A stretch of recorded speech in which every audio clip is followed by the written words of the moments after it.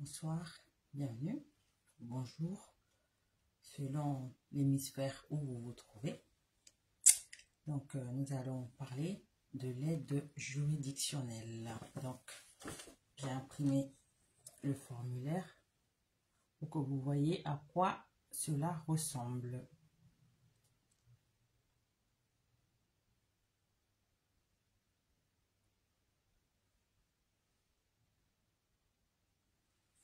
Parce que si on parle de cours, des notions, c'est toujours mieux d'avoir un support, un document qui confirme, qui appuie ou qui était ce qu'on avance. Donc, j'ai le formulaire avec moi. C'est à partir de ce document que nous allons travailler. Alors, qu'est-ce que c'est que l'aide juridictionnelle? Donc, l'aide juridictionnelle, c'est une aide de l'État.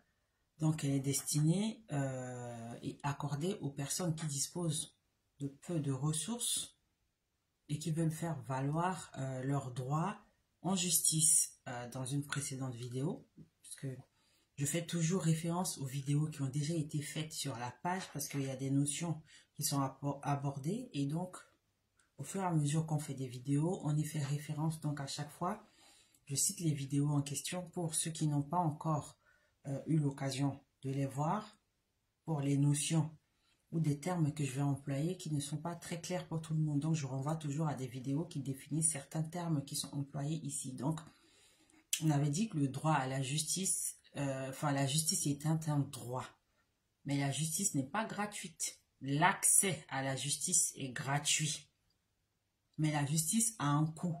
Donc pour pouvoir obtenir justice, il faut aller devant les tribunaux et cette procédure peut coûter très cher. Et donc, pour essayer de gommer un peu les déséquilibres qui peuvent exister entre ceux qui ont les moyens financiers donc de pouvoir obtenir justice et ceux qui sont dépourvus de ces moyens-là ou qui ont des ressources assez faibles, donc l'état de droit a trouvé une solution qui est l'aide juridictionnelle. Donc, comme je viens de le dire, elle s'adresse aux personnes qui ont de faibles ressources, donc ils n'ont pas beaucoup d'argent. C'est ce que cela veut dire. Donc, l'aide juridictionnelle permet une prise en charge totale ou partielle par l'État des frais de procédure. Ces frais de procédure peuvent être l'expertise, l'assignation, la signification, ainsi que les honoraires des avocats ou des commissaires de justice, qu'on appelait auparavant les huissiers de justice. Donc, tous ces frais-là sont colossaux et donc, ils peuvent être couverts par l'aide juridictionnelle. Donc, que l'on soit français, ressortissant d'un État membre de l'Union européenne ou étranger, c'est-à-dire originaire d'un pays extérieur tiers à l'Union européenne, et sous certaines conditions, on peut bénéficier de l'aide juridictionnelle. Et cela, lorsqu'on est demandeur ou défendeur à une action civile, administrative, que l'on soit acteur de procédure pénale, c'est-à-dire témoin assisté, mise en examen, prévenu, accusé, condamné, partie civile, etc., on peut bénéficier de l'aide juridictionnelle. Donc, cette aide, elle peut être accordée de la même façon aux victimes de crimes, donc les plus graves, que j'évite de citer ici, parce que je pense que tout le monde voit à peu près de quoi cela relève. Donc, pour pouvoir bénéficier de l'aide juridictionnelle, 3 conditions doivent être réunies. Première condition, il faut disposer de ressources inférieures à un plafond fixé par la loi. Deuxième condition, l'action en justice pour laquelle on souhaite bénéficier de l'aide juridictionnelle ne doit pas être irrecevable ou alors dénuée de fondement. Et la troisième condition, c'est que le justiciable ne doit pas disposer d'une assurance de protection juridique couvrant les frais. On verra plus tard dans les conditions que c'est un prérequis pour pouvoir déposer une demande d'aide juridictionnelle. Donc, depuis 2021, un nouveau décret de 2020 donc relative à l'aide juridique et qui a pris effet en 2021. Donc, elle est relative à l'aide juridique, à l'aide juridictionnelle, à l'aide à l'intervention de l'avocat dans les procédures non juridictionnelles. Donc, ces nouvelles dispositions sont entrées en vigueur. Par conséquent, l'aide juridictionnelle signifie deux notions différentes en ce qui concerne les dépenses. Donc, premièrement, la première notion, c'est que l'aide juridictionnelle stricto sensu, c'est-à-dire au sens propre, au sens littéral du terme, elle ne concerne que l'intervention des avocats et d'autres auxiliaires de justice devant les juridictions. Ça, c'est vraiment la définition de l'aide juridictionnelle au sens propre du terme. Ensuite, la deuxième notion, c'est la définition de l'aide juridictionnelle au sens large. Donc, elle concerne l'aide aux interventions non juridictionnelles pour des missions réalisées par des avocats uniquement. Ces missions sont de trois types. Premièrement, c'est l'aide à l'intervention au cours de la garde à vue, d'une audition libre, d'une retenue douanière ou d'une retenue d'une personne étrangère pour contrôle et vérification de son droit au séjour ou son droit de circulation. Et dans cette dernière hypothèse, en fait, on parle que des étrangers qui se promènent sans pièce d'identité et qui font l'objet d'un contrôle de police, par exemple, ou un contrôle de douane, parce que les douaniers ont autorité pour contrôler les identités, notamment dans les aéroports, par exemple. Deuxièmement, la deuxième mission, donc, c'est l'aide à l'intervention de l'avocat lors de procédures en présence du procureur de la République, notamment pour les procédures de médiation et de composition pénale. Bon, je ne rentre pas trop dans les détails. Et la troisième mission, c'est l'aide à l'intervention de l'avocat en assistance d'un détenu. Donc ça, ce sont les trois missions pour lesquelles l'aide juridictionnelle existe au sens large du terme. Donc en France, c'est la loi de 1851 sur l'assistance judiciaire qui a instauré le droit d'accès à la justice au bénéfice des plus démunis. Donc à l'époque, les avocats, dans le cadre de cette assistance, prêtaient gratuitement leur concours, c'est-à-dire qu'ils intervenaient gratuitement pour défendre les plus pauvres. Donc, en 1972, cette loi a été remplacée par l'aide judiciaire, qui est accordée sous condition de ressources et qui prévoyait des rémunérations en faveur des avocats. C'est un peu l'historique de la naissance de l'aide juridictionnelle.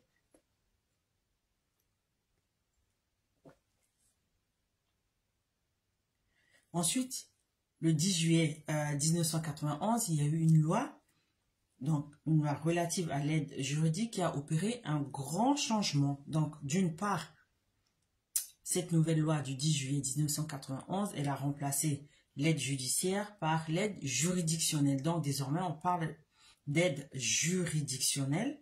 Et d'autre part, elle a instauré l'aide à l'accès au droit. Donc, il comprend à la fois l'aide à la consultation ainsi que l'assistance au cours de procédures non juridictionnelles. Donc, à propos du barème d'indemnisation de l'avocat, l'article 234 de la loi du 29 décembre 2020 a augmenté la rétribution des avocats au titre de l'aide juridictionnelle. Ainsi, l'unité de valeur, parce que les avocats ils sont rémunérés dans le cadre de l'aide juridictionnelle en unité de valeur. Donc, l'unité de valeur est passée de 32 à 34 euros. Donc, c'est 34 euros de nos jours, l'unité de valeur qui permet justement de rémunérer les avocats dans le cadre de l'aide juridictionnelle. Certaines procédures ont été revalorisées. Donc, on peut citer, par exemple, la médiation judiciaire, donc qui passe de 4 unités de valeur à 14 unités de valeur. Donc, auparavant, avant la loi du 29 décembre 2020, un avocat qui intervenait dans le cadre d'une médiation judiciaire était rémunéré 4 unités de valeur, en sachant qu'à l'époque, l'unité de valeur valait 32 euros.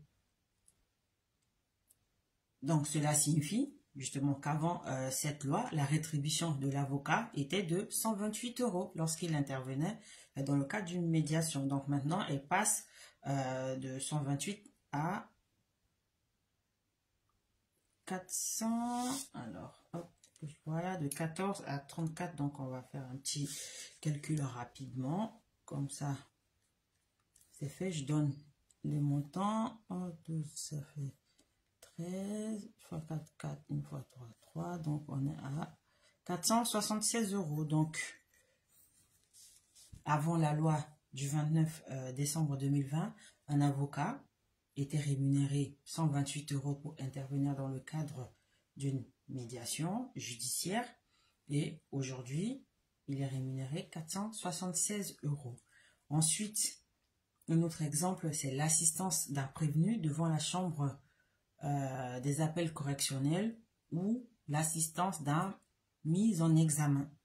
Donc, avant la loi de 2020, cette assistance était rémunérée 8 unités de valeur, soit 256 €. Aujourd'hui, cette assistance est passée de 8 à 13 unités de valeur. Donc, on est passé de 256 à 442 €. Bon, j'ouvre juste une petite parenthèse. Là, ces montants peuvent paraître soit élevés pour des personnes aux faibles ressources, soit dérisoires au regard de ce que représente un travail d'avocat. Mais là, je précise, je rappelle le contexte, on est dans le cadre de l'aide juridictionnelle. Donc, c'est l'aide qu'apporte l'État. Donc, c'est l'État qui paye les avocats pour pouvoir assister des personnes avec de faibles revenus. Par ailleurs, il faut noter que le délai laissé à l'avocat pour pouvoir recouvrer la somme allouée, donc c'est-à-dire qu'il y a un délai pendant lequel l'avocat qui intervient dans le cadre de l'aide juridictionnelle peut réclamer les sommes qui lui sont allouées. Donc, sur le fondement de l'article 37 de la loi du 10 juillet 1991, donc ce délai est passé d'1 an à 4 ans, c'est-à-dire que lorsqu'un avocat intervient dans le cadre d'une aide juridictionnelle, il a 4 ans pour réclamer l'argent que l'État doit lui verser. Alors, je souhaite faire une petite précision, donc il faut noter que l'article 234 donc, de la loi du 29 décembre 2020 qui a modifié le nombre d'unités de valeur dans le cadre de l'intervention de l'avocat, a institué une garantie de paiement des rétributions de l'avocat pour faire face, par exemple, aux aléas de comportement du demandeur de l'aide juridictionnelle. Donc, il existe une dérogation aux règles d'attribution de l'aide juridictionnelle ou de l'aide à l'intervention. L'avocat commis ou désigné d'office a droit à une rétribution, y compris si la personne assistée ne remplit pas les conditions pour pouvoir bénéficier de l'aide. Donc, c'est un mécanisme que cette loi a mis en place pour permettre justement de rétribuer l'avocat qui intervient et donc qui fait quand même un travail et qui engage des frais dans ce cadre-là. Donc, justement, c'est le cas lorsque l'avocat intervient dans certaines procédures en première instance ou en appel, notamment en comparution immédiate, en interrogatoire de première comparution, etc. Donc, les comparutions immédiates, en fait, ce sont des affaires qui, au vu de leur gravité ou de l'urgence, sont jugées quasi immédiatement. Donc, l'avocat qui est désigné pour une comparution immédiate, désigné d'office, pour une comparution immédiate ou un interrogatoire de première comparution, il percevra l'indemnité correspondant à la mission effectuée, même si le demandeur ne transmet pas les pièces nécessaires au dépôt du dossier de demande de l'aide juridictionnelle. Mais, attention, là on parle de l'État. Donc, s'il est établi par la suite que le justiciable dispose de revenus supérieurs au plafond de l'aide juridictionnelle, c'est l'État qui va se charger de recouvrer directement la rétribution versée à l'avocat. Donc, je m'explique, parce que là, le but de ces cours, c'est justement de vulgariser le droit, c'est-à-dire de le rendre accessible, intelligible, compréhensible. Donc, si un avocat est commis ou désigné d'office pour assister à un prévenu, de toute façon, l'État va le payer. Mais si par la suite, l'État se rend compte parce qu'il y a un dossier qu'il faut déposer pour pouvoir bénéficier de l'aide juridictionnelle, c'est ce dossier que j'avais montré en introduction lorsqu'on a commencé ce cours. Ça, c'est le dossier de demande d'aide juridictionnelle. Il comprend 6 pages, mais on va revenir dessus d'ici quelques instants.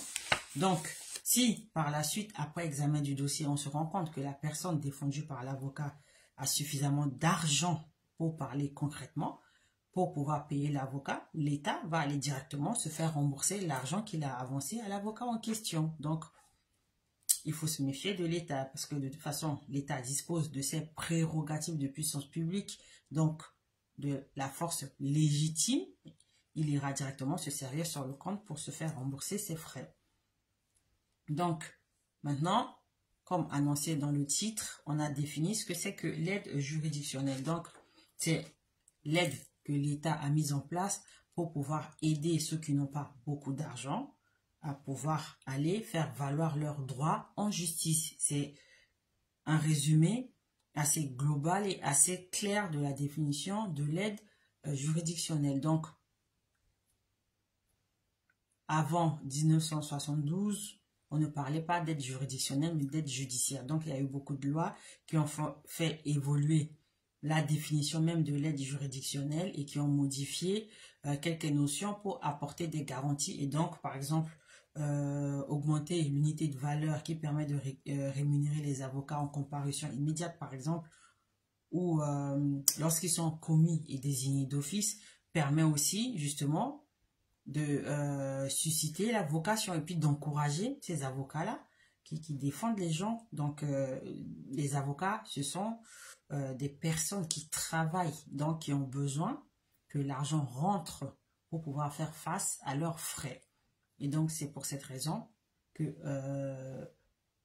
ce mécanisme est mis en place afin de garantir un équilibre entre la défense des droits, la protection que l'État de droit apporte, mais aussi la rémunération de ces personnes qui engagent du temps, des dépenses, des déplacements, etc., les documents, les impressions, tout ça, ça coûte de l'argent. Donc, c'est une forme d'équilibre qui existe dans l'État de droit. Maintenant, à propos des procédures d'attribution de l'aide juridictionnelle. Donc, l'aide juridictionnelle peut être accordée dans les cas suivants. Pour un procès civil, pénal, devant le conseil de prud'homme, etc. Donc, le conseil de prud'homme, c'est le tribunal qui juge les litiges qui surviennent entre les employeurs et les salariés. L'autre situation pour une transaction, une procédure de médiation. Dans ce cas, on peut bénéficier de l'aide juridictionnelle. Ensuite, la troisième situation, c'est pour faire exécuter une décision de justice. Par exemple, lorsqu'un parent est condamné au paiement d'une pension alimentaire et qui ne s'exécute pas, on peut demander l'aide juridictionnelle afin de le contraindre justement à s'acquitter de ses obligations.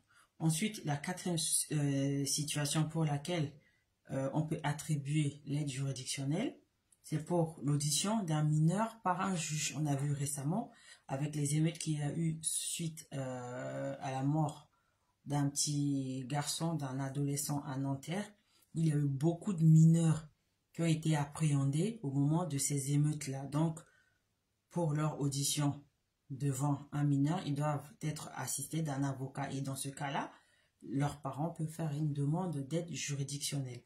Et enfin, pour une procédure de comparution sur reconnaissance préalable de culpabilité, ou ce qu'on appelle le plaider coupable. Dans ce cas-là, on peut aussi demander à bénéficier de l'aide juridictionnelle pour pouvoir s'offrir les services d'un avocat.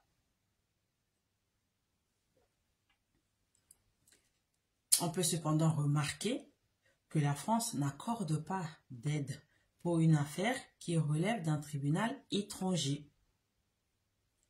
Si l'affaire est jugée par un tribunal d'un autre État de l'Union européenne, l'aide peut être attribuée par ce même État, selon les propres conditions du pays concerné dans les matières civiles et commerciales. Donc, c'est vraiment selon chaque pays. Attention, toujours de toute façon, pour ceux qui ne le savent pas, lorsque l'État octroie des aides, il y a toujours des conditions, il y a toujours des contrôles après, il y a toujours des remboursements ou des... Donc, il faut vraiment faire attention à ces choses-là. Donc, là, je souhaite quand même faire une petite précision en disant que certains frais sont exclus de l'aide juridictionnelle. Ce sont les frais auxquels le justiciable peut être condamné, à savoir les dommages-intérêts et les amendes. Donc, il ne faut pas croire que parce qu'on est condamné, par exemple, à payer une amende, on va demander à bénéficier de l'aide juridictionnelle et que cette aide va couvrir les amendes. Les amendes et les dommages-intérêts sont littéralement exclus du bénéfice de l'aide juridictionnelle. Donc, en ce qui concerne les modalités donc de l'aide juridictionnelle à proprement parler, elle peut être demandée avant ou pendant l'affaire concernée. Donc, elle se fait en remplissant le formulaire CERFA. Donc, c'est le formulaire numéro 16 146 étoile 03. Donc, il peut être rempli en ligne, il peut être téléchargé, imprimé ou être retiré en mairie ou au greffe du tribunal qui est situé près du domicile de la personne qui en fait la demande.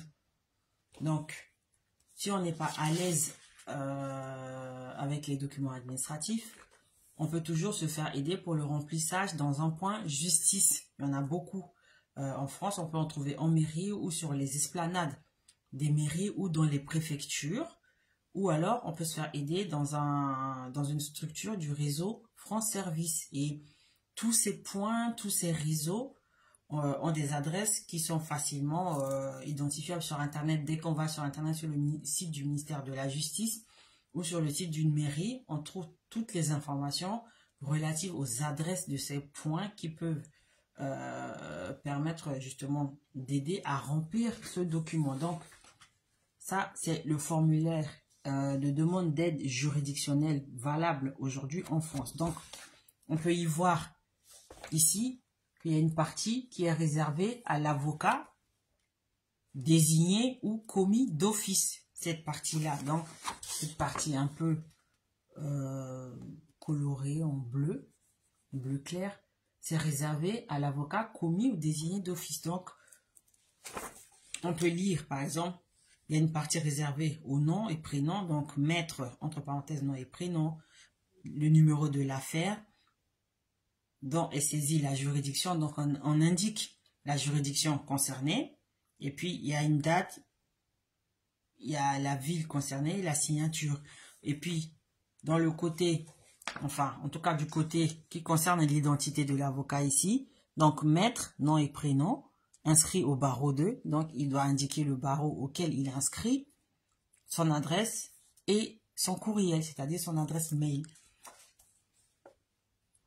Et donc, en dessous, il doit préciser s'il a été commis ou désigné d'office par le bâtonnier de l'ordre des avocats, c'est-à-dire celui qui commande tous les avocats d'une région donnée, ou alors par le président de la juridiction saisie.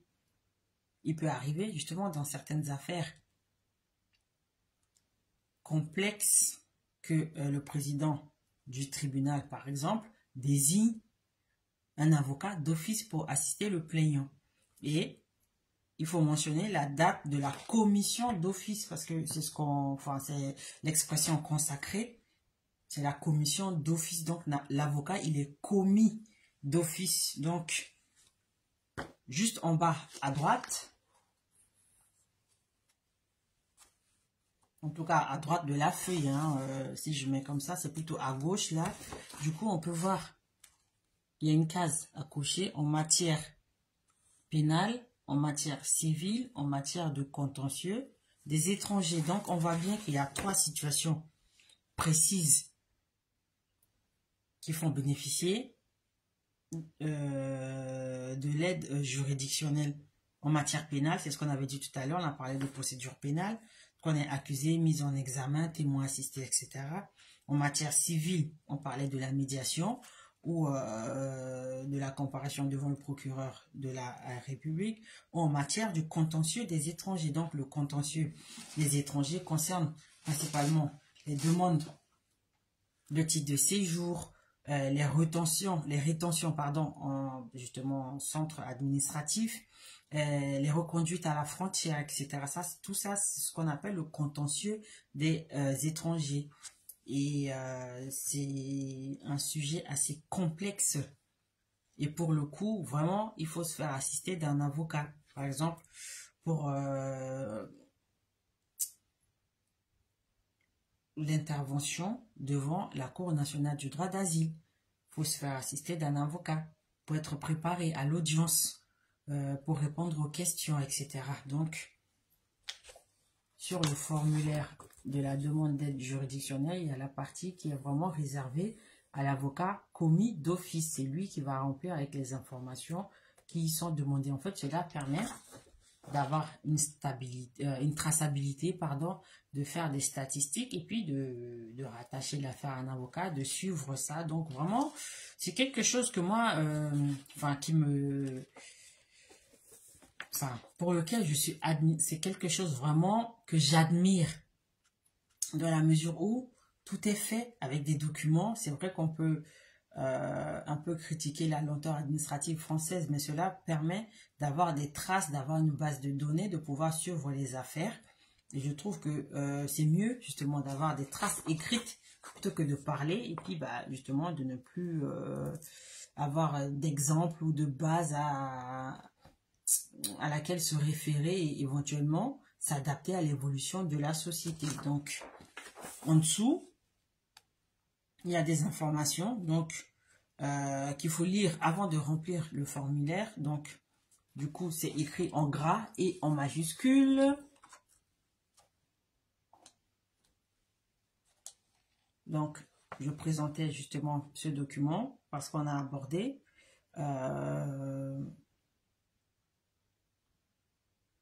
la façon dont on peut faire la demande d'aide juridictionnelle. Donc, une fois que ce dossier, là, pour le coup, il fait 6 pages.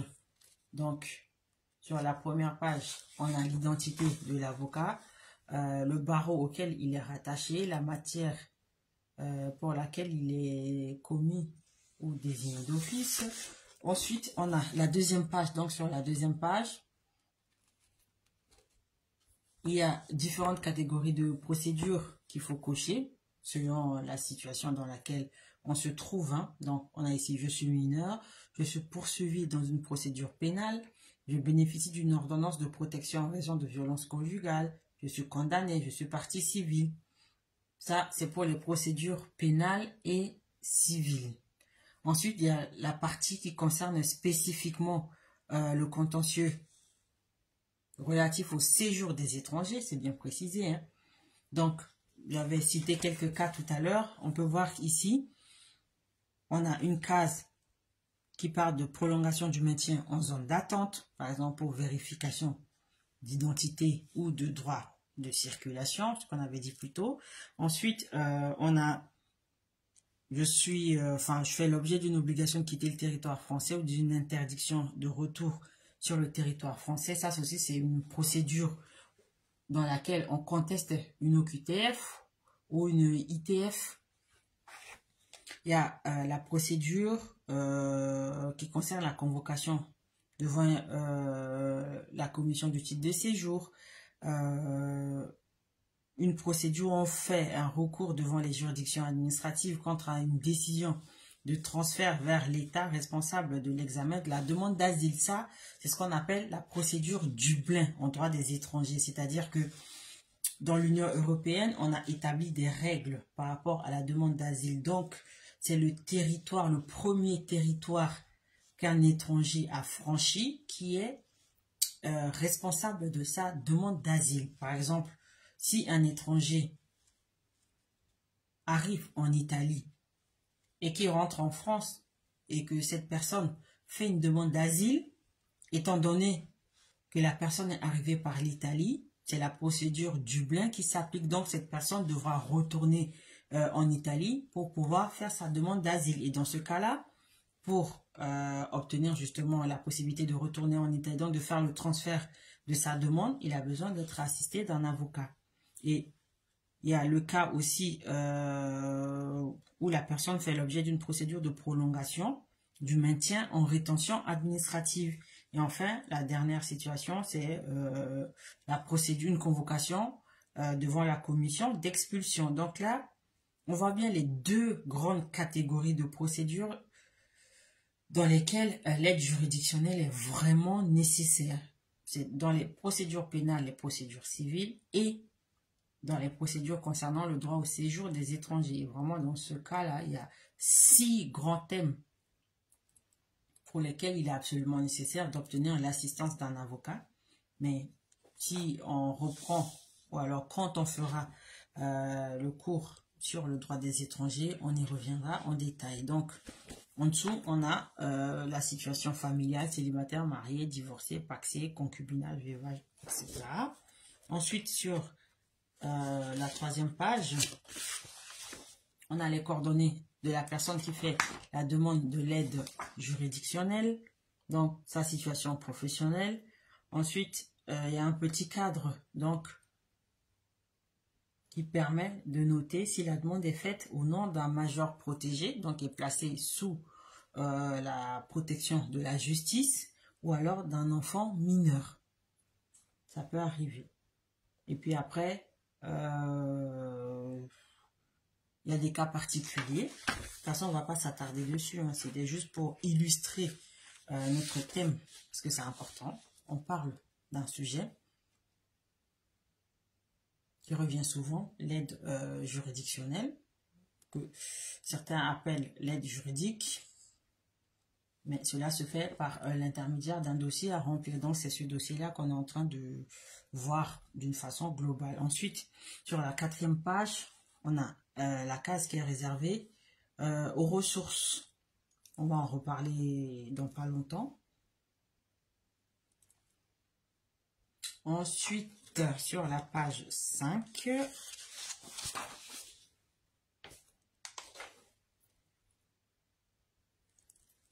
on a une case réservée à la procédure. Donc, si le juge n'est pas encore saisi, ou si un juge est déjà saisi, ou si l'affaire a déjà été jugée, ou alors dans le cadre d'un accord amiable, ou alors d'un divorce par consentement mutuel, par acte d'avocat, sans aller devant le juge, etc. Donc, c'est cette case-là. Et puis, on retrouve en dessous une case réservée aux avocats. Donc, c'est juste là.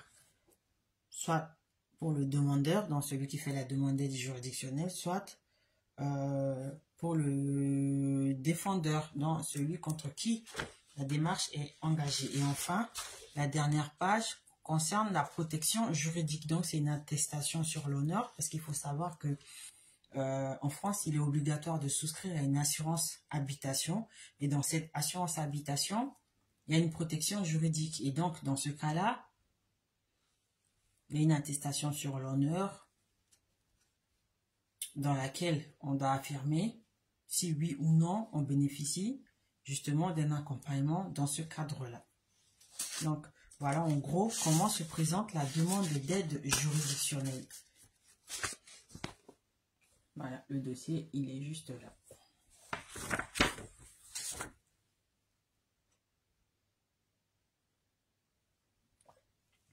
Donc, une fois qu'on a rempli ce dossier de demande d'aide juridictionnelle, il doit être envoyé, donc le formulaire rempli, ainsi que les justificatifs, parce que vous vous doutez bien que pour pouvoir bénéficier de cette aide, remplir un dossier ne suffit pas. Donc, il faut prouver ces ressources, prouver que justement, on n'a pas les moyens de pouvoir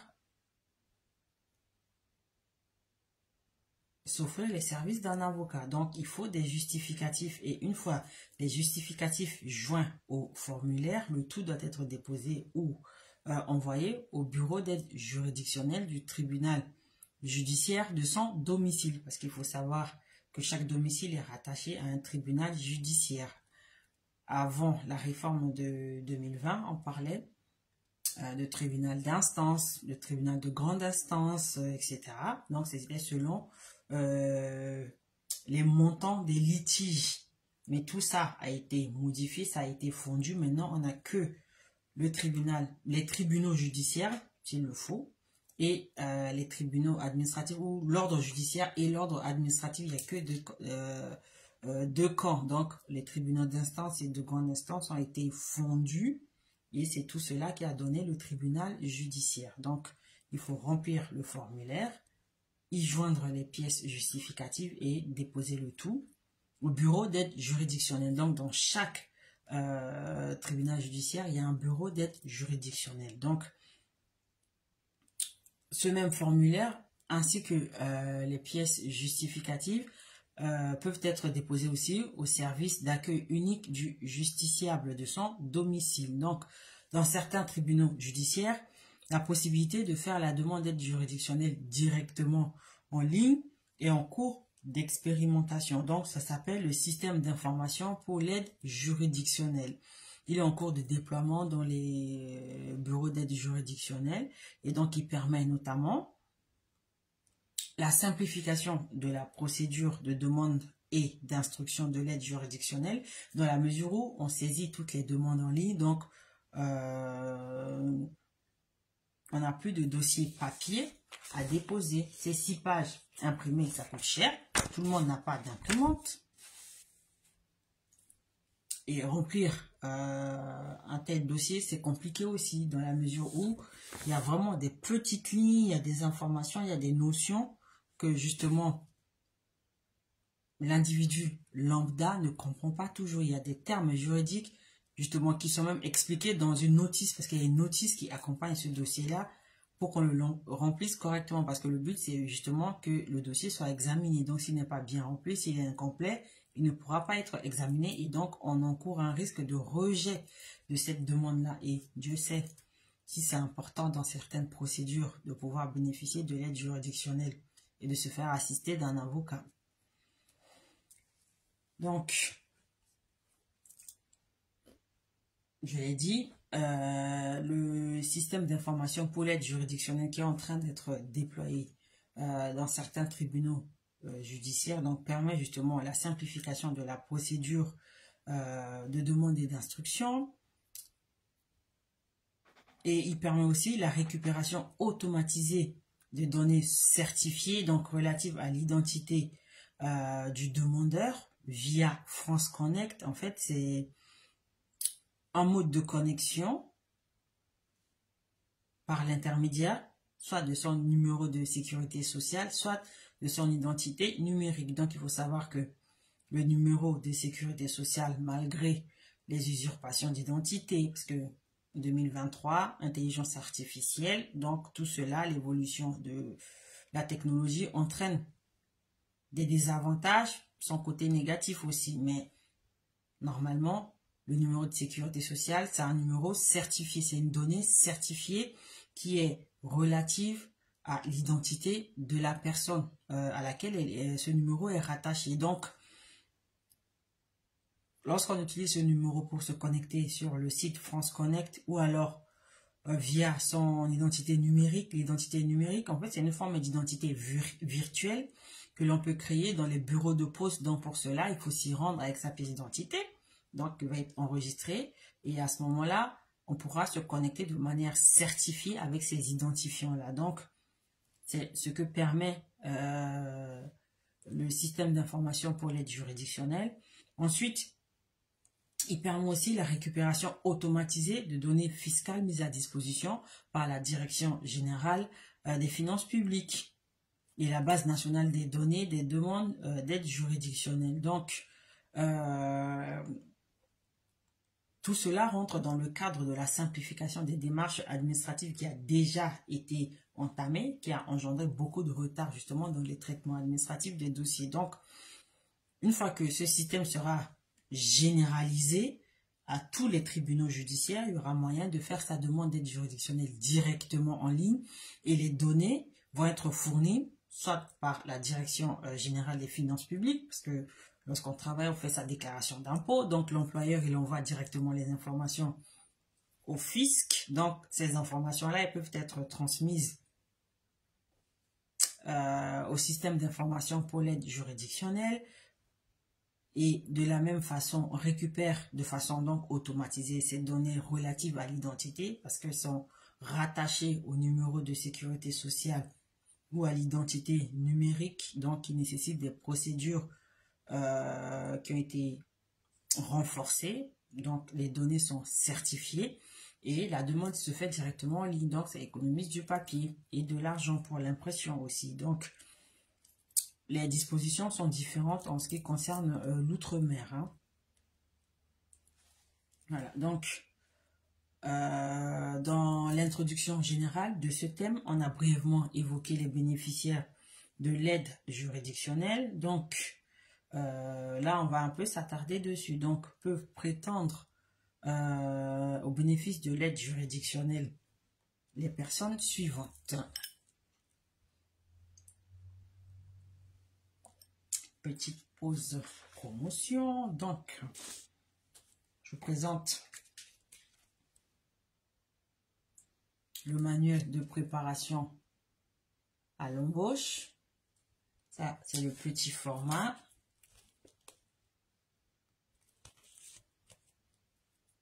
Petit format. Toujours disponible hein, dans toutes les couleurs, selon tous les goûts. De toute façon, vous pouvez toujours nous contacter si vous avez des envies particulières en ce qui concerne la couverture de votre manuel. Donc, on a cette page d'accueil là, toujours le même manuel de préparation à l'embauche. On a cette page d'accueil.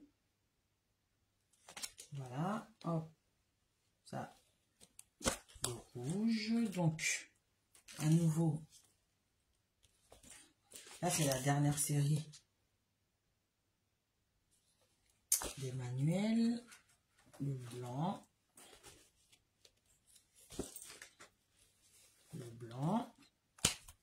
et en vert. Donc on a pratiquement toutes les couleurs hein. Et comme je l'avais déjà dit, vous voyez à quoi ça ressemble à l'intérieur. Tout est en couleur, lisible avec un caractère assez gros. Donc ce manuel, il s'adresse à tous ceux qui préparent un entretien d'embauche et qui ne sont pas à l'aise pour pouvoir être accompagnés en ligne. Parce que nous faisons de l'accompagnement en ligne pour préparer les personnes qui se rendent à un entretien d'embauche afin d'être prêts le jour J, de mettre toutes les chances de leur côté, de réussir leur entretien d'embauche. Et donc, ce manuel permet justement à ceux qui préfèrent avoir le support, avoir le document en main, de se préparer et donc d'être prêts le jour J et de se démarquer. Donc, toutes les informations figurent sur la page. Toutes nos coordonnées y sont. N'hésitez pas à nous contacter par mail, par WhatsApp ou directement par le bouton de contact qui est sur la page pour obtenir des informations. Vous avez même le lien PayPal pour pouvoir vous procurer votre manuel directement. On ferme la parenthèse promotion. Alors donc, on va parler des bénéficiaires de l'aide juridictionnelle. Donc, peuvent en bénéficier les personnes de nationalité française, qu'elles soient majeures ou mineures. Je pense qu'on ne va pas trop s'attarder. Je vais juste énumérer les possibles bénéficiaires et après, ceux qui ont des questions, ils pourront toujours nous contacter pour avoir des précisions à ce moment-là. Alors, donc, les personnes n'ayant pas la nationalité française peuvent bénéficier de l'aide juridictionnelle, mais selon les critères suivants. Donc, il y a quelques critères quand même donc, que je vais citer rapidement. Être citoyen européen, être étranger résident en France de manière habituelle et légale, c'est-à-dire disposant d'un titre de séjour, être résident d'un autre État membre de l'Union européenne à l'exception du Danemark, être ressortissant d'un État tiers à l'Union européenne, c'est-à-dire d'un État étranger qui n'est pas dans l'Union européenne, mais ayant conclu une convention internationale d'entraide juridique avec la France, être un étranger ne résidant pas en France de manière habituelle et dépourvu de titre de séjour. Donc, clairement, même un étranger en situation irrégulière peut bénéficier de l'aide juridictionnelle étrangère. C'est le nom de cette aide-là particulière. Donc, lorsque cette personne est maintenue en zone d'attente, retenue pour vérification de son droit au séjour, s'il est destinataire d'un refus de carte de séjour temporaire ou de carte de résident, soumis à la commission du titre de séjour, s'il est l'objet d'une mesure d'éloignement, s'il est placé en centre de rétention, s'il est témoin assisté, mis en examen, prévenu ou accusé, condamné ou partie civile, bénéficiaire d'une ordonnance de protection en tant que victime de violence conjugale, s'il est convoqué pour une comparution sur reconnaissance préalable de culpabilité ou le plaidoyer coupable. C'est ce qu'on avait dit tout à l'heure.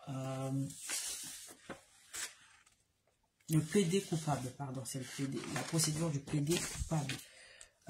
Donc, on parle toujours des personnes qui sont issus d'un État extérieur à l'Union européenne. Donc, lorsque cette personne est dans une situation particulièrement digne d'intérêt au regard de l'objet du litige ou du coût du procès, c'est-à-dire que même si la personne elle est dépourvue d'un titre de séjour ou alors elle ne réside pas en France de manière habituelle, mais que la situation dans laquelle cette personne se trouve représente un intérêt par rapport à la loi, cette personne peut bénéficier de l'aide juridictionnelle. Et donc, une personne mineure peut bénéficier de l'aide juridictionnelle. Et toute personne sans domicile fixe donc qui a choisi un organisme d'accueil pour se domicilier. Donc, les personnes sans domicile fixe peuvent se domicilier dans un centre communal d'action sociale, dans une association ou auprès d'un avocat dans le cadre de la procédure. Par ailleurs, il faut noter quand même qu'une personne morale à but non lucratif, comme par exemple une association ou un syndicat de copropriété, peut, mais vraiment exceptionnellement, se voir accorder le bénéfice de l'aide juridictionnelle si son siège est situé en France ou si elle ne dispose pas de ressources suffisantes. Mais c'est vraiment de façon exceptionnelle. Donc, maintenant, on va aborder les conditions de ressources. Donc, en ce qui concerne les personnes physiques, 2 conditions doivent être réunies pour pouvoir prétendre à bénéficier de l'aide juridictionnelle. Donc, premièrement, ne pas bénéficier d'une prise en charge par une assurance de ses frais de justice. Et deuxièmement, avoir un revenu fiscal de référence inférieur aux plafonds légaux. Donc, là, il faut parler justement de ce nouveau critère. Donc, je précise, il faut avoir un revenu fiscal de référence et une valeur de son patrimoine, donc inférieure aux plafonds légaux. Donc, je vais quand même faire une petite définition par rapport au revenu fiscal de référence. Donc, c'est une ligne qui figure sur l'avis d'imposition. Et donc, le revenu fiscal de référence est constitué de l'ensemble des revenus d'un contribuable. Donc, ces revenus peuvent être imposables ou non. Cela constitue le revenu fiscal de référence. Donc, il est calculé en fonction de la composition de son foyer fiscal. Donc là, une petite précision s'impose. Le foyer fiscal, c'est l'ensemble des personnes qui remplissent une même déclaration de revenus et qui figurent sur un même avis d'imposition. C'est ce qu'on appelle le foyer fiscal. Et donc, cela exclut de facto les personnes qui vivent en couple sans être ni mariées, ni pacsées, dans la mesure où elles font des déclarations de revenus séparées. Donc, concrètement, lorsqu'on n'est pas marié, ni pacsé depuis au moins 2 ou 3 ans, de toute façon, on fait des déclarations de revenus séparées. Dans ce cas-là, on n'est pas considéré comme un foyer fiscal. Hein. C'est deux personnes qui cohabitent. Hein. À la limite, ils sont colocataires parce que chacun fait sa déclaration de revenus. Mais par rapport à ces conditions de ressources, 2 exceptions sont prévues par la loi parce que de toute façon, la loi émet toujours les bases, mais elle prévoit des exceptions. Donc, premièrement, c'est lorsque la demande concerne une procédure qui oppose des personnes qui vivent dans le même foyer fiscal. Par exemple, pendant une procédure de divorce ou d'une procédure pénale liée à des violences conjugales. Dans ce cas-là, l'un des conjoints, parce que là on parle clairement de couple marié, hein, donc l'un des deux peut bénéficier exceptionnellement de l'aide juridictionnelle. Et la deuxième situation, on dirait même la seconde situation, c'est quand la demande concerne une personne majeure ou mineure rattachée au foyer fiscal de ses parents ou de ses représentants légaux, mais que ceux-ci ne s'intéressent pas justement à cette personne-là. Donc, lorsque les parents ou les représentants légaux se désintéressent, ne portent pas d'intérêt, manifestent un défaut d'intérêt à l'égard de la personne qui leur est rattachée fiscalement, cette personne peut bénéficier de l'aide juridictionnelle. Donc, dans ces deux cas-là, seules les ressources de la personne, les ressources imposables et le patrimoine de la personne, donc du demandeur, et non ceux de l'ensemble du foyer fiscal, sont pris en compte. Donc, il existe 4 situations dans lesquelles l'aide juridictionnelle est accordée sans condition de ressources. Donc, l'aide est accordée sans condition aux bénéficiaires du revenu de solidarité active, c'est-à-dire le RSA, ou de l'allocation de solidarité aux personnes âgées, ce qu'on appelle ASPA. Deuxième situation, c'est lorsque justement, deuxième cas où l'aide est accordée sans condition, c'est une situation particulièrement digne d'intérêt. Le troisième cas, c'est l'aide est accordée donc de façon automatique quasiment à la victime d'un crime particulièrement grave tel que les actes de torture et de barbarie. Et le dernier cas, c'est un mineur. Donc lorsqu'un mineur a besoin d'être assisté d'un avocat, l'aide juridictionnelle est accordée d'office. Voilà ce que signifie cette situation. Donc, ce sont 4 cas qui sont prévus par la loi. Donc, aux bénéficiaires du RSA et de l'ASPA, donc la location de solidarité aux personnes âgées, une situation particulièrement digne d'intérêt, ça, les critères sont fixés pour pouvoir évaluer cette situation. Et aux victimes d'un crime particulièrement grave et à un mineur. Dans ce cas-là, lorsqu'on se retrouve dans l'un de ces cas, l'aide est accordée de façon automatique, sans condition de ressources. Et donc, c'est l'article 243 de la loi du 28 décembre 2019 qu'on avait cité auparavant, qui modifie l'article 4 de la loi 91-647 du 10 juillet 1991 qui a considérablement et profondément modifié les critères d'éligibilité à l'aide juridictionnelle. C'est-à-dire qu'avant 2019, les modalités d'accès à l'aide juridictionnelle étaient différentes de celles qui ont lieu depuis la promulgation de la loi du 28 décembre 2019. Donc, c'est important quand même de citer quelques articles de loi. Je l'avais déjà dit dans d'autres vidéos. Il faut s'attacher, il faut se référer à un texte pour pouvoir appuyer ce qu'on dit. Parce que tout ce qu'on dit, c'est des cas qui se sont déjà présentés. Donc, on s'en sert pour juger les cas à venir et dans ce cas-là, pour permettre aux gens de comprendre les situations, il faut toujours citer et les lois et les articles, bon pas tout, hein, parce que un code, comme je l'avais dit, ça fait 6000 pages, donc on ne va pas citer chaque article, mais c'est important pour des sujets aussi importants et pour des modifications substantielles, de pouvoir citer les références correspondantes. Donc, pour ceux qui ont besoin de vérifier ce qui se dit ici, d'aller sur Internet, de retrouver les textes en question et aussi d'apprendre plus que ce que je résume ici parce que concrètement, je ne peux pas tout dire ici dans les détails. Tout ce que je fais, c'est vraiment un résumé, un condensé de ce qui se fait.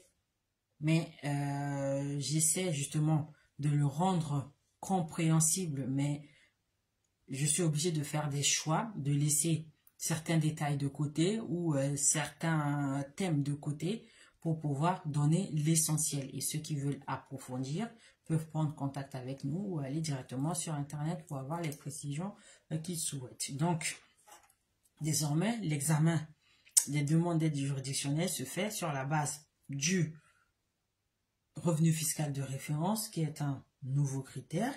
Et par ailleurs, il faut noter que cet article a introduit la prise en compte du patrimoine comme élément d'appréciation de l'éligibilité des personnes physiques à l'aide juridictionnelle. Donc, cela signifie que le revenu fiscal de référence, le patrimoine mobilier ou financier et le patrimoine immobilier du demandeur constituent les 3 critères cumulatifs de l'appréciation de la demande. Donc, concrètement, si la valeur de votre patrimoine dépasse un des 2 plafonds du patrimoine, vous ne pouvez pas bénéficier ni de l'aide juridictionnelle partielle, ni de l'aide juridictionnelle totale.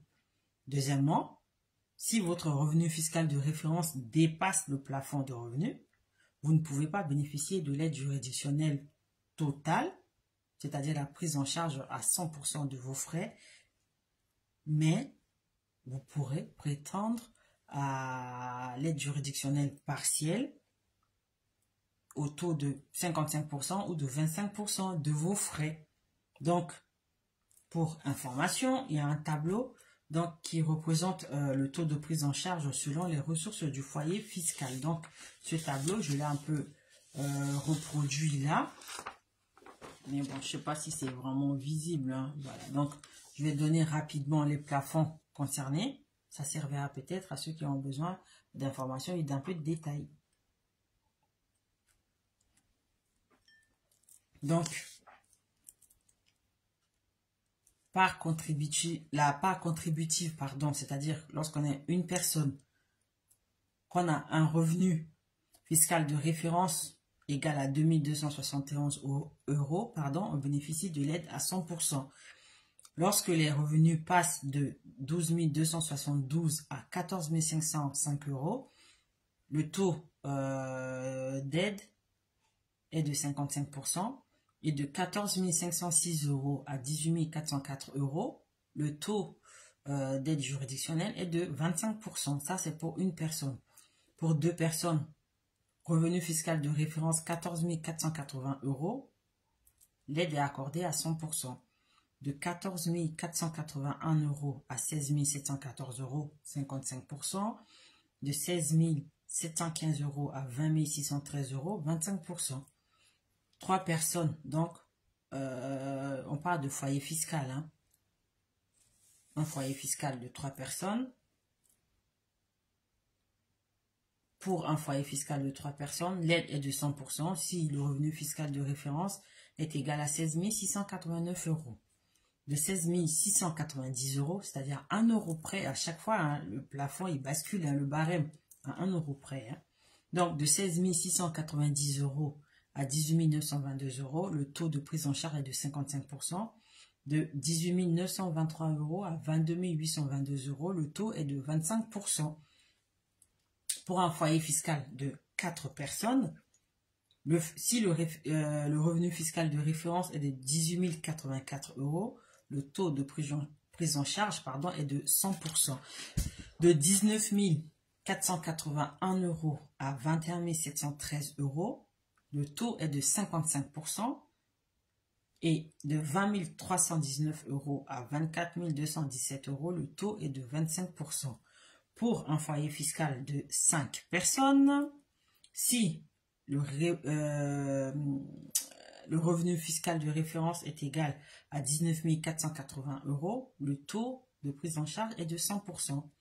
De 19 481 € à 21 713 €, il est de 55%. De 21 714 € à 25 612 €, il est de 25%. Pour un foyer fiscal de 6 personnes, lorsque le revenu fiscal de référence est égal à 20 875 €, la prise en charge est de 100%. De 20 876 € à 23 108 €, il est de 55%. De 23 109 € à 27 007 €, il est de 25%. Et enfin, pour un foyer fiscal de 7 personnes, si le revenu fiscal de référence est égal à 22 270 €, le taux de prise en charge de l'aide juridictionnelle est de 100%. De 22 271 € à 24 503 €, le taux est de 55%. Et de 24 504 € à 28 403 €, le taux de prise en charge est de 25%. Donc là, ce sont les conditions de ressources pour l'aide juridictionnelle. Ces conditions sont applicables en 2023 dans l'ensemble des départements, à Saint-Barthélemy, Saint-Martin, et Saint-Pierre et Miquelon. Donc, ce sont les taux en vigueur aujourd'hui en France.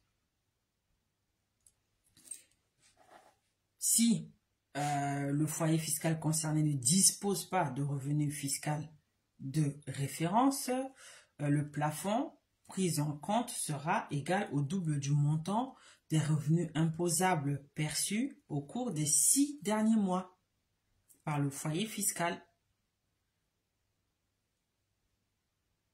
Et ce revenu fiscal forfaitaire, il est estimé après un abattement de 10%, donc sur l'ensemble de tous ces revenus imposables qui ont été perçus dans les 6 derniers mois précédant la demande d'aide juridictionnelle. Donc, aujourd'hui en France, on a 7 situations où on peut bénéficier de l'aide juridictionnelle, selon que le foyer fiscal est composé d'une ou de 7 personnes et selon le revenu fiscal de référence. Donc, aujourd'hui en France, si on est seul et que ces revenus ne dépassent pas 12 271 €, on peut bénéficier de l'aide juridictionnelle à 100%. Donc, juste à titre de rappel, premièrement, le calcul varie en fonction des ressources et du patrimoine de l'ensemble du foyer fiscal. Donc, l'aide est totale, c'est-à-dire prise en charge à 100% ou partielle, si elle est prise en charge à 55 ou à 25%. Donc, c'est vraiment en fonction de l'importance des revenus et de la composition du foyer fiscal considéré. Deuxièmement, les critères liés au revenu fiscal de référence, au patrimoine mobilier ou immobilier et au patrimoine financier sont cumulatifs. Donc, cela signifie que si un seul des 3 plafonds est dépassé, l'aide juridictionnelle ne peut pas être accordée. Donc, si votre patrimoine mobilier dépasse le seuil légal fixé par la loi, vous ne pourrez pas bénéficier de l'aide juridictionnelle. Donc, il est important de préciser que la résidence principale et les locaux professionnels ne sont pas pris en compte pour apprécier l'éligibilité à l'aide juridictionnelle. C'est-à-dire, on ne tient pas compte de sa résidence principale ou des locaux professionnels pour pouvoir évaluer le patrimoine immobilier de la personne en question. Donc, chaque année, un décret fixe les valeurs de patrimoine au-delà desquelles, justement, le demandeur n'est plus éligible. Donc, pour 2023, pour un foyer fiscal composé d'une personne, le montant est fixé à 12 271 €, comme on l'a dit, pour le revenu fiscal de référence. Pour un patrimoine mobilier ou financier, donc le RFR, et à 36 808 € pour le patrimoine immobilier, donc hors résidence principale et locaux professionnels. Donc, vraiment, j'ai donné ces chiffres, ces taux de pourcentage à titre d'information pour appuyer ce que je dis par rapport au taux de prise en charge à 100%, à 55% ou à 25%. C'est vraiment selon la composition du foyer fiscal, la composition enfin, le montant de son patrimoine mobilier ou immobilier et ou financier. Alors, voilà, on a un petit problème de lumière.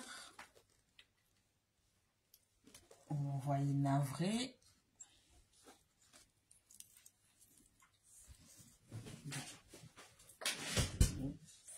Un petit instant.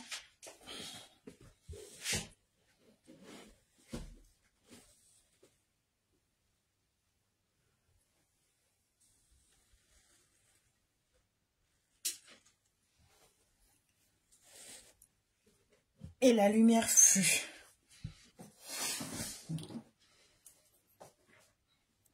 Voilà. Donc voilà, comme je le disais, vraiment, les chiffres que je donne par rapport au plafond, etc., c'est vraiment à titre indicatif pour permettre d'appréhender ces notions et les taux dont on parle. Donc c'est vraiment quelque chose qu'il ne faut pas apprendre par cœur, mais ça permet juste d'illustrer notre propos et puis ce qu'on est en train d'expliquer. Donc, avant cette petite coupure d'électricité, je parlais justement des seuils, des valeurs du patrimoine, disons, qui sont fixés chaque année par un décret. Donc, on avait dit que pour une personne seule, le patrimoine mobilier ou financier ne devait pas excéder 12 271 € et 36 808 € pour un patrimoine immobilier hors résidence principale et locaux professionnels. Donc, il me semble important aussi de faire une petite remarque par rapport à une procédure qui concerne la délivrance d'une ordonnance de protection. Ça, c'est vraiment dans le cas des violences conjugales. Donc, lorsque c'est le cas, l'aide juridictionnelle est admise de plein droit de façon provisoire. Donc, le temps d'étudier la demande à travers le dossier que l'on a précisé ici, qu'on a montré ici, qu'on a présenté. Donc, c'est vraiment typiquement des cas d'urgence dans laquelle on n'attend pas de savoir si l'aide va être accordée ou pas.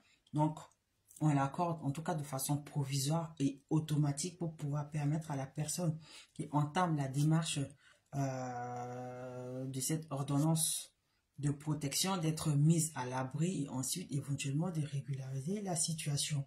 Donc, on va attaquer pratiquement la dernière partie de ce thème qui concerne l'étendue de l'aide juridictionnelle. Donc, deux cas de figure peuvent se présenter.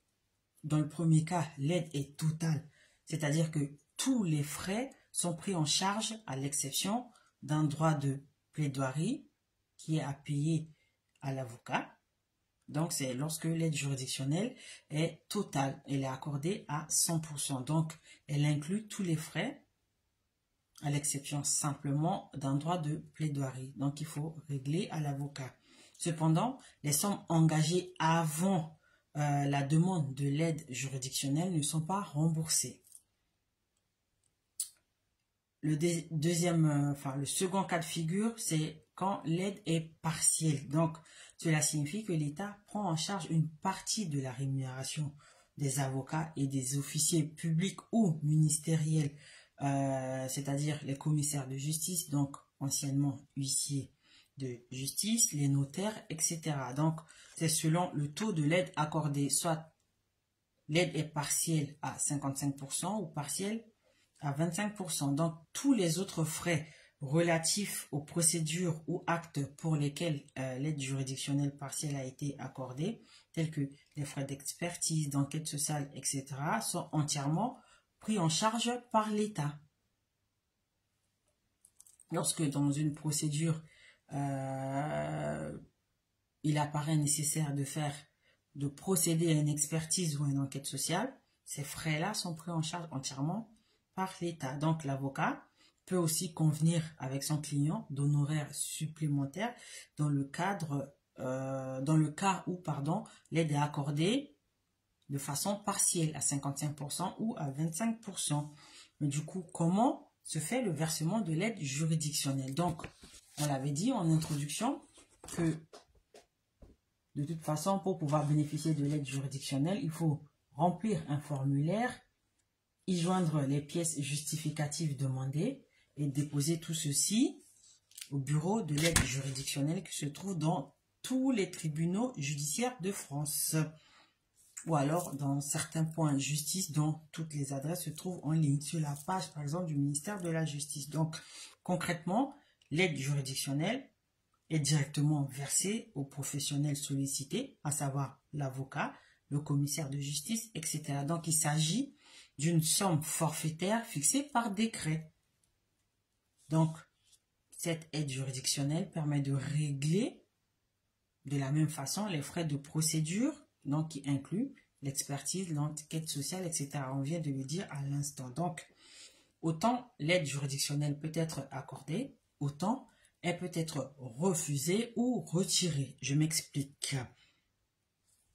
En cas de refus, donc même si on remplit le dossier, qu'on y joint les justificatifs et qu'on fait sa demande, l'aide juridictionnelle peut être refusée. Donc, en cas de refus de l'aide juridictionnelle, il est possible de former un recours contre la décision, donc contre la décision de refus, en contestant soit le refus pur et simple de l'aide juridictionnelle, soit l'attribution partielle de l'aide juridictionnelle. Donc, si on dépose le dossier qu'il est complet et que l'aide est refusée, on peut contester ce refus.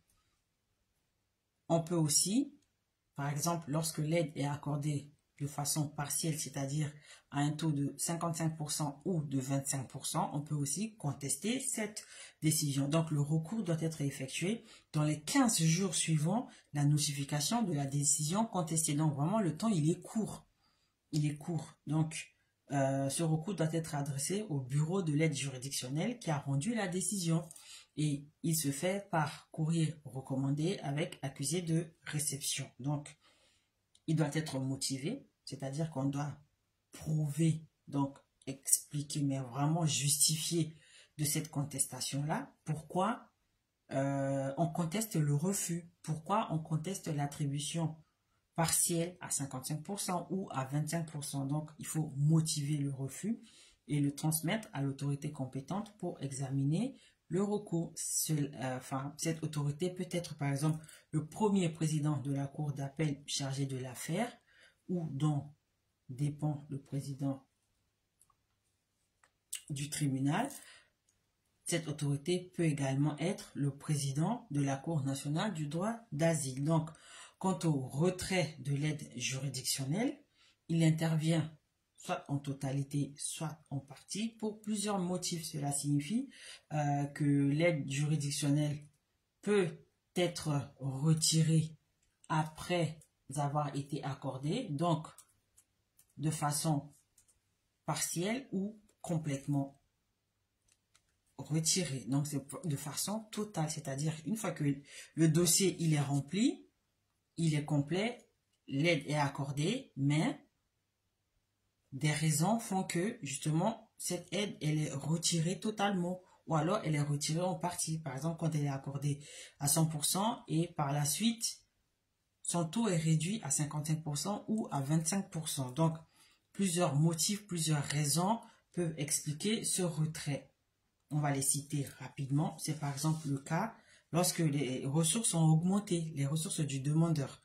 Lorsqu'elles augmentent entre le moment où il fait sa demande et le moment de l'attribution, l'aide peut être retirée en partie ou en totalité.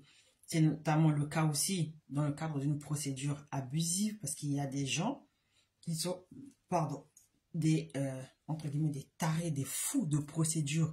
Ils font des procédures pour tout et n'importe quoi. Donc, à force d'accumuler les procédures, on peut être condamné justement pour procédures abusives, donc qui n'ont même pas lieu d'être. C'est aussi le cas lorsqu'on détecte une fraude. Donc, Par exemple, quand l'aide a été obtenue de façon frauduleuse, elle peut être retirée totalement ou en partie. Donc, le retrait de l'aide juridictionnelle peut être demandé par toute personne intéressée par l'affaire. Donc, la partie adverse, c'est-à-dire la partie contre qui on se bat au tribunal, peut demander à ce que l'aide soit retirée. Ou alors, le procureur de la République peut demander que l'aide juridictionnelle ne soit plus accordée aux demandeurs. Donc, dans ce cas-là, le bénéficiaire de l'aide juridictionnelle doit rembourser les sommes perçues dans un délai fixé par la décision de retrait. Donc, lorsque la décision de retrait elle est prise, elle précise le délai dans lequel la personne bénéficiaire de l'aide devra rembourser les sommes déjà perçues. Donc, pour permettre à ceux qui souhaitent prolonger le débat, on pourrait évoquer par exemple l'adéquation ou l'inadéquation entre, d'un côté, le montant de l'aide juridictionnelle accordée et le coût réel des procédures.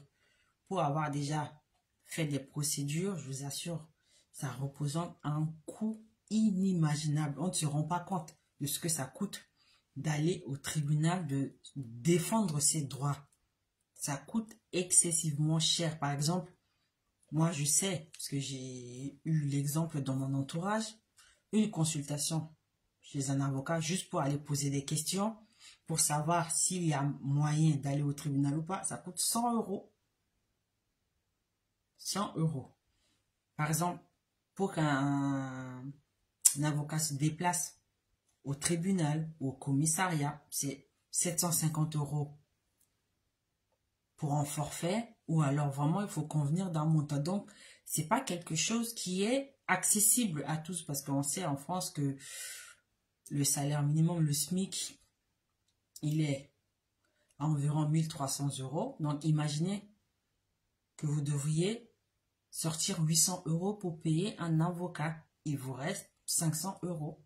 500 euros, vous n'arrivez même pas à payer vos factures, à payer ni vos loyers, enfin ni votre loyer, ni toutes les factures qui vont avec. Donc, la justice, elle a un coût.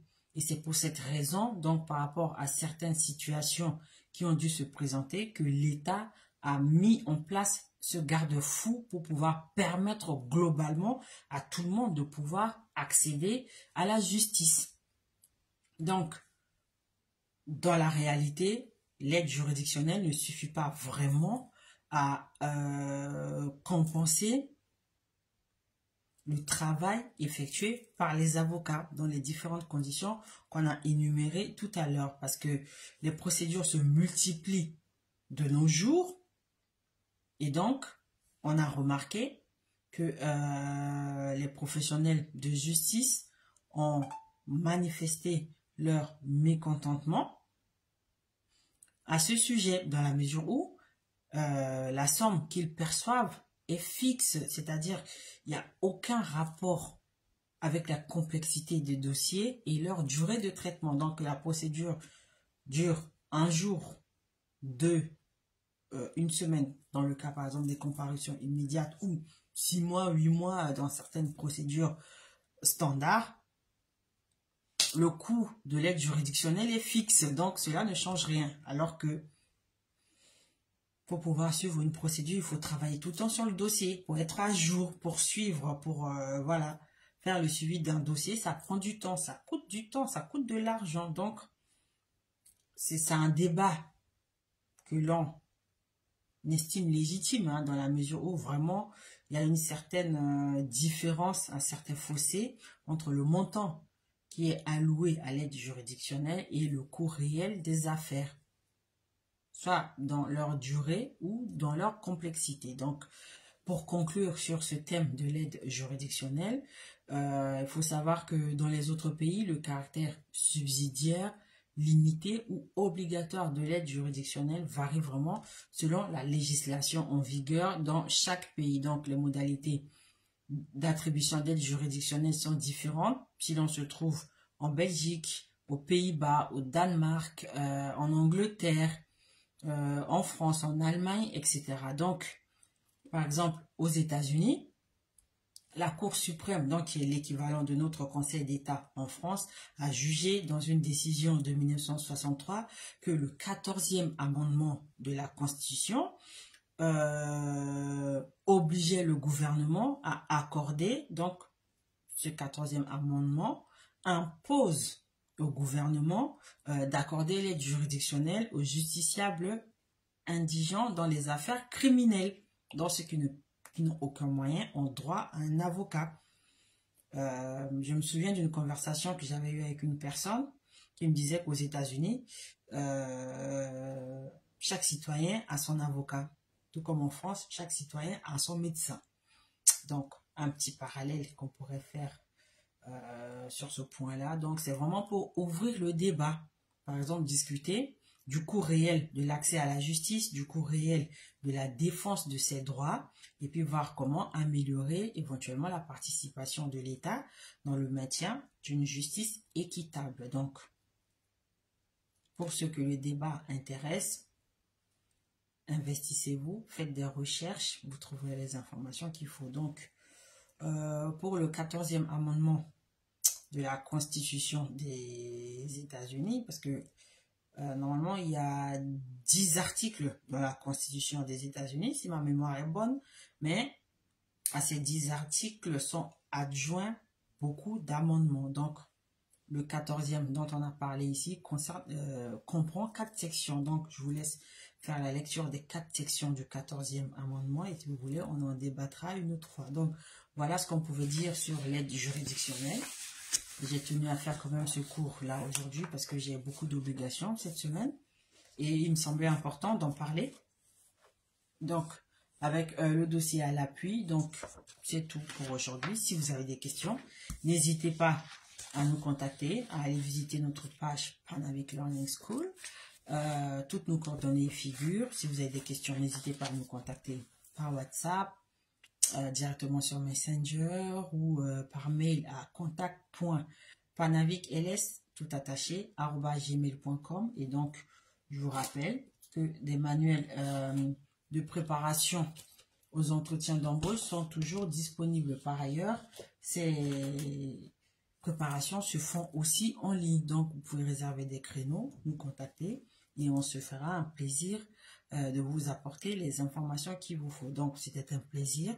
Je vous donne rendez-vous très vite pour de nouvelles aventures en droit. À bientôt. Bye bye.